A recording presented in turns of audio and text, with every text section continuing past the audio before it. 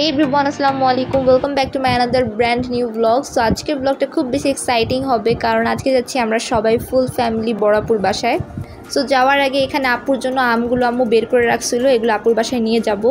আর এখানে আম্মু আপুর জন্য গোস্ত রান্না করছিল, তো সেটাও আম্মু পটে ভরে নিছে, এটাও নিয়ে যাব কারণ আম্মুর হাতের রান্না করা গোস্ত আপুকে অনেক বেশি ভালো লাগে, তাই আম্মু নিয়ে যাবে। তারপর আমি চলে আসলাম রেডি হইতে। এখানে হচ্ছে গিয়ে আমি এই ড্রেসটা সিলেক্ট করছি পরার জন্য, যেহেতু বাইরে অনেক বেশি গরম, তাই আমি কটনের এই ড্রেসটাই পরবো আর হালকা পাতলাই মেকআপ করব। তারপর তো রেডি হয়ে এখানে আমি ফ্যাশন শো দেখাচ্ছি, আয়নার সামনে একটু ঢং করতেছি। বাট রেডি তো আমি অনেক আগেই হয়ে গেছিলাম, কিন্তু যেতে যেতে আমাদের 8টা বেজে যায়। সো আমরা সবাই সিএনজিতে করে চলে যাচ্ছিলাম আপুর বাসায়। আর আমরা সবাই অনেক বেশি এক্সাইটেড ছিলাম কারণ আপুর বাসায় যাওয়া হচ্ছে মেইনলি আমার ভাগনাকে দেখার জন্য, কারণ সে আসছে দুনিয়াতে অনলি 3 মাসই হয়েছে আর এর মধ্যে আমরা জাস্ট 2বারই তাকে দেখতে পারছি। সো এবার যাচ্ছি আপুর বাসায়, অনেক দিন থাকবো আর তার সাথে খুব কিউট কিউট মোমেন্টস ক্যাপচার করবো। সো তোমরা ব্লগটা ফুল দেখবা, তাহলে তোমাদের কাছে অনেক ভালো লাগবে। তারপর তো গাইস আমরা আপুর বাসায় পৌঁছায় গেলাম আর আপু এখানে হালকা পাতলা স্ন্যাক্স দিয়েছিল, তো সেটাই আমরা খাচ্ছিলাম। তারপর তো গাইস আমি আমার ভাগনাকে নিয়ে ফুল বিজি হয়ে গেছিলাম, যার কারণে আমি কোনো ভিডিও ক্লিপ ওই দিন নিতে পারিনি। তো ব্লগটা আমি আবার সকাল থেকে কন্টিনিউ করছি। তো সকালে ঘুম থেকে উঠেই ফার্স্ট অফ অল আমি ব্রাশটা করে ফ্রেশ হয়ে নিই। তারপর আমি চলে আসি কিচেনে চা বানানোর জন্য, আর এখানে হচ্ছে বাইরে থেকে খুব সুন্দর বাতাস আসতেছিল। তারপর কিছুক্ষণ পর আপুও চলে আসে সবার জন্য ডিম ভাজতে, কারণ একটু পর সবাই নাস্তা করবে। আর এখানে একদিকে আমি চা বানাচ্ছিলাম আর একদিকে আপু ডিম ভাজতেছিল। সো এখানে আমরা 2 বোন গল্পও করতেছিলাম, কাজও করতেছিলাম, অনেক ভালো লাগতেছিল। আর এখানে অলমোস্ট চাটা হয়েও গেছে, তো এটাকে আমি দমে রেখে চলে আসছি নাস্তা করতে। আর এখানে পরোটা, ডাল ভাজি, ডিম দিয়ে আমি খুব ভালোভাবে নাস্তাটা করে নিই। তারপর তো গাইস নাস্তা করে আমি সবার জন্য কাপে চা বের করলাম, বাট চাটা খুব বেশি ঠান্ডা হয়ে গেছিলো, যার কারণে ভালো লাগে নাই। তারপর তো চলে আসি আমি আমার ভাগনার কাছে, আর এখানে তাকে গোসল করানো হচ্ছে। আর গাইজ আমি এখন তার চেহারা রিভিল করতে চাচ্ছি না, কারণ সে এখন অনেক ছোট আর আমার ভাগনা মাশাআল্লাহ অনেক বেশি কিউট, আর ছোট মানুষের নজরও অনেক জলদি লাগে। সো যখন সে আরও একটু বড় হবে তখন তার চেহারা আমি তোমাদেরকে দেখাবো। তারপর তো গোসল করানোর পর তাকে এখানে তেল মালিশ করা হচ্ছে, আর তেল মালিশ করার পর সেখানে আরামে ঘুমায় পড়ছে মাশাআল্লাহ। তারপর তো আমিও তার কাছে শুয়ে পড়লাম আর এখানে আমি তার সাথে ভিডিও নিচ্ছিলাম। তারপর তো এখানে আমার বড় ভাইও চলে আসে তার ভাগনাকে দেখতে। তারপর আমরা লাঞ্চ টাঞ্চ করে চলে আসি বিকালবেলা ছাদে, কারণ ওই দিন গাইস বিকালটা ছিল অনেক বেশি সুন্দর। তোমরা জাস্ট ভিউটা দেখো, কত সুন্দর আকাশ আর খুবই সুন্দর ওয়েদার ছিল, অনেক সুন্দর বাতাস আসতেছিল আর আমরা অনেক বেশি এনজয় করতেছিলাম।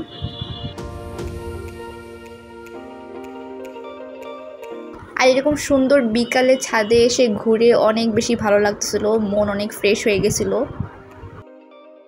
আর এখানে আমি আকাশে সুন্দর ভিডিও নিতেছিলাম, আর এখানে আমার পাগলা বড় ভাই সে তোমাদেরকে বলতেছিল যে হ্যাঁ আমি অনেক বড় পাগল। আর এখানে আমার ছোট ভাই সেও পাগলামি করে ক্যামেরার পুরো ভিতরেই ঢুকে পড়তেছিল, পুরাই বানরের সেকেন্ড কপি।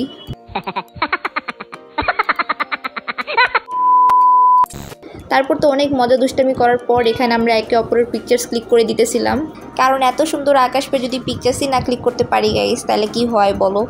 আর এখানে আমার বড় ভাই শাহরুখ খানের পোজ দিয়ে দিয়ে পিকচার্স ক্লিক করতেছে, আর পিকচার্সগুলোও অনেক সুন্দর সুন্দর আসছিল। আর এখানে ভাইয়া আমারও পিকচার্স ক্লিক করে দিতেছিল আর আমিও শাহরুখ খানের পোজ দিয়ে দিয়ে পিক তুলতেছিলাম। আর গাইস তোমরা যদি আমার এই পিকচার্সগুলো দেখতে চাও তাহলে তোমরা আমার ফেসবুক আর ইনস্টাগ্রাম দেখে আসতে পারো। যদিও ফেসবুক আর ইনস্টাগ্রামে আমি অনেক ইনঅ্যাক্টিভ থাকি, আমার ফলোয়ার্স একদম নাইয়ের মতন গাইস, তোমরা পারলে একটু ফলো করে দিও, তাহলে ওইটাতেও আমি আস্তে আস্তে রেগুলার হয়ে যাব।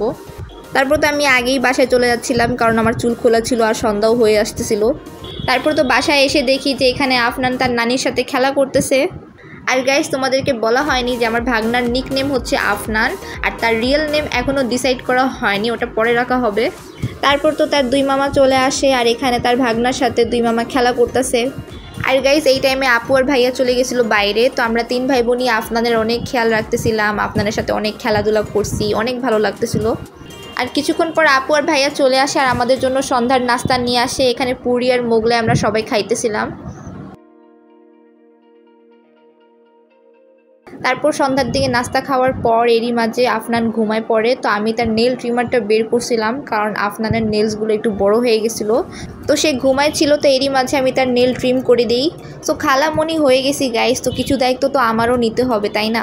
আর আপু এখানে আমাদের 3 জনের জন্য আড়ঙের এই চকলেট জুসটা নিয়ে আসছিল, যেটা আমি আগে কখনো খাইনি, তো আমার কাছে অনেক ভালোই লাগছিল। তারপর তো আমি কিচেনে চলে আসি, কারণ রাতের জন্য আপু এখানে ভাত বসাই দিছে, তো সেটাই আমি দেখতে আসছিলাম। আর এখানে রাতের ডিনারের জন্য ভাত হচ্ছে, আর এখানে অলরেডি ভাজা গোস্ত আম্মু রান্না করে দিছিল, কারণ আম্মুর হাতের ভাজা গোস্ত খেতে আমাদের সবার কাছে অনেক বেশি ভালো লাগে। তারপর গাইস রাতের খাওয়া দাওয়া করে এখানে আব্বু তার নাতিকে কোলে করে নিয়ে বসছে, তারে অনেক খেলাচ্ছে। আর গাইস আফনানের জন্যই হচ্ছে আমাদের সবার অনেক মন লাগতেছিল, আমাদের অনেক ভালো লাগতেছিল তার জন্য।